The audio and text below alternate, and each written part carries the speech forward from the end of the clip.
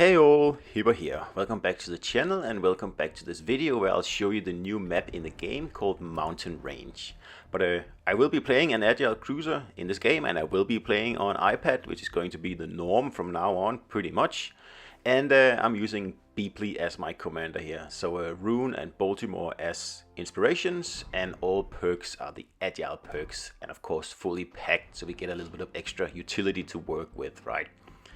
So sonar and smoke and healing, that's what Anchorage has to give us, and main battery mod 2 along with double rudder and the reload mod in the last slot. So that gives us 2.5 second rudder. It's not amazing, but it's not bad either, and about 37 knots of speed. So enough of that, let's get into the gameplay so you can see the new map. So as you can see, we're playing an agile Anchorage here, and when you play agile cruisers, you gotta get to the cap usually as the first ship, but this lightning here is a little bit faster. But that just means that we can back up this guy here, right? Now, I play destroyers as well, and I'm telling you, there's nothing better than entering the cap and having cruiser support with you. Now, of course, I have smoke, so I can easily enter this cap here and just smoke up. It's not really going to be a problem. But even if you play agile cruisers without smoke, this is still the way to go, okay? Now, I was kind of hoping this guy would smoke up, but he doesn't. And I'm thinking, okay, well, I'll smoke up then. And then again, I was kind of expecting him to spot, but apparently not. He decided to stay in the smoke. Now, this is not, I mean, this guy is actually doing pretty well in this game here. I just think this is probably a mistake on his part. But other than that, he plays the lightning very well.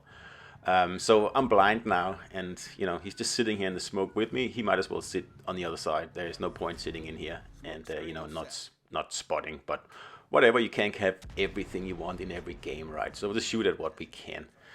So if we grab the B cap here, once we have the B cap, we're gonna have the center cap, and that's gonna be the hardest cap to retake. And as you can see, the A cap is probably a loss. All the battleships have gone to the C cap. So the smart move here is just to hold the B cap until everything has been finished over at C, and then wait for all the battleship backup to actually come over here and help us hold B. Potentially help us take A, but it's not really that important. So all we gotta do now is get rid of this Atlantico here. And the carrier is like on us all the time, which is really annoying, but that's the way it is. So I'm just gonna wait for the Atlantico to get into like some sort of position here behind the island, and then I'm going to go at him when he can't shoot at me with his secondaries, because that's stupid what he's doing there. He's getting into a position where I can approach him, and remember that this particular American cruiser has torpedoes.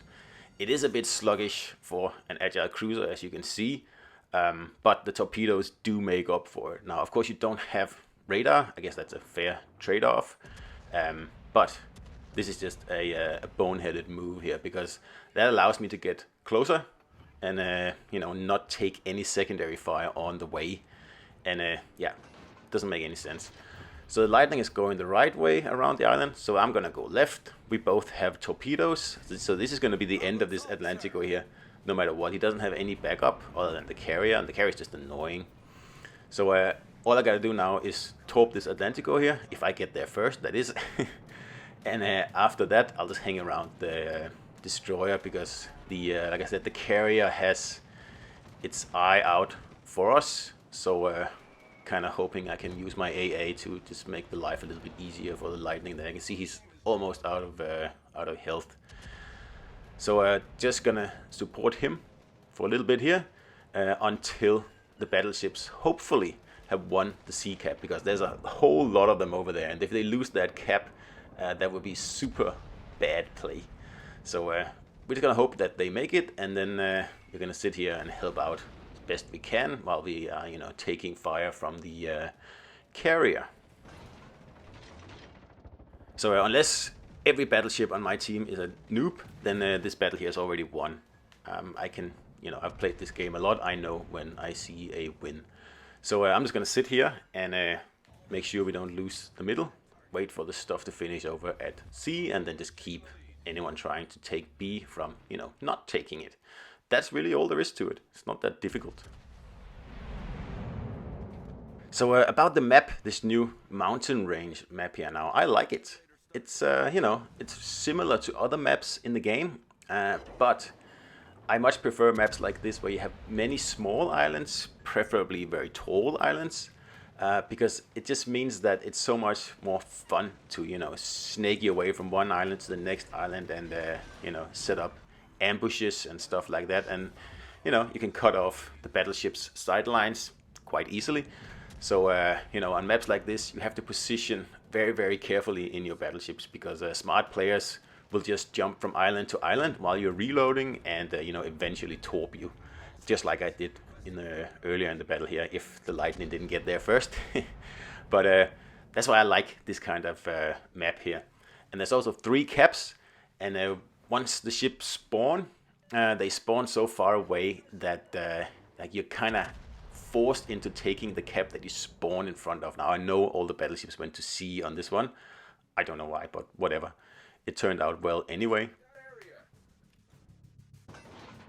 Now if you think of maps like Atlantic, for example, that map gets really boring very quickly, and there's one major reason for that. It's that big island in the middle that just kind of cuts the map into 2 pieces, and it doesn't really allow any fluid gameplay. And also there's really nothing, like there's no point going to the flanks on that map because there's nothing out there, right? You're just taking yourself completely out of the battle. This map here doesn't have those problems. It's actually quite good. It's probably my top 3, and I've only played 1 battle on it, which is this battle here. And yeah, I like it. I think it's definitely worth it. It took me a long time to actually get this map in rotation, but finally I got it. So there's someone in the B cap, and like I said, all I'm doing here is just defending the B cap. You can see the battleships are on the way. They've sent the mines packing, and the lightning, he's gone straight for the carrier, which is awesome because I don't really need him here anymore. There's only 1 destroyer on enemy team, and I can easily handle him. There he is. So it's a Jäger. That's a wanker ship, by the way. If you play that ship, I have no respect for you.